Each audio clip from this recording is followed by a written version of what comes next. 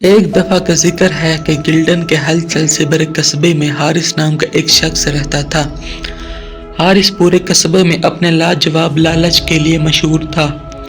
اگرچہ وہ پہلے سے ہی دولت مند تھا، کئی کاروباروں اور ایک وسیع جائیداد کا مالک تھا، لیکن اس کی مزید دولت کی بھوک کبھی پوری نہیں ہوئی۔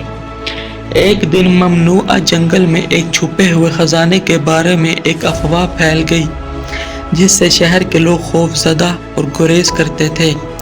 لیجنڈ یہ تھا کہ خزانے کی حفاظت قدیم روحوں نے کی تھی اور ایک بوڑھے جادوگر نے اس پر لعنت بھیجی تھی۔ لیکن اپنے لالچ میں اندھے حارث نے صرف بے پناہ دولت کے امکانات ہی دیکھے۔ اس نے جنگل میں جانے کا فیصلہ کیا، اس یقین کے ساتھ کہ وہ کسی بھی روح یا لعنت کو پیچھے چھوڑ سکتا ہے۔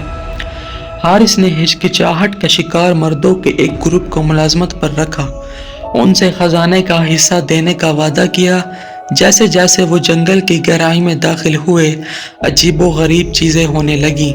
درخت سرگوشی کرتے دکھائی دیتے تھے اور سائے ان کے گرد رقص کرتے تھے۔ وہ جتنا آگے بڑھے، حارث کے آدمی ایک ایک کر کے غائب ہونے لگے، لیکن حارث نے زور دیا، اپنے لیے خزانہ تلاش کرنے کا عزم کیا۔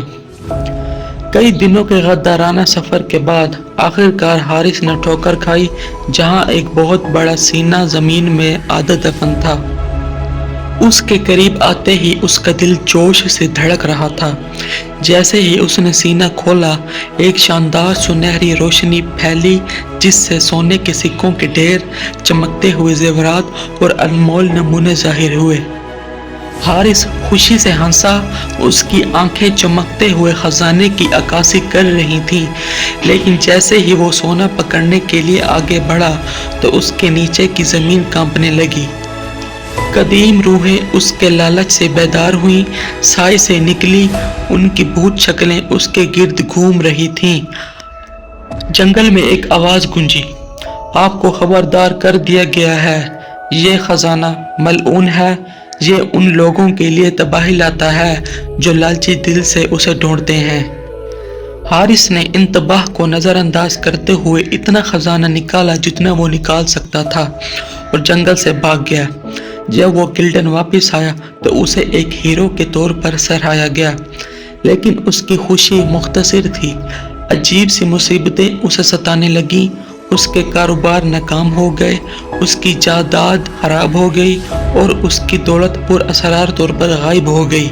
مایوس ہو کر حارث ممنوعہ جنگل میں واپس آ گیا، اس امید پر کہ وہ روحوں سے درخواست کرے، لیکن جنگل نے اس کے راز کو ہمیشہ کے لیے بند کر دیا تھا۔ حارث کے پاس اپنے لالچ کے سوا کچھ نہیں بچا تھا۔ وہ ایک احتیاطی کہانی کے طور پر گلڈن کے مسافات میں گھوم رہا تھا۔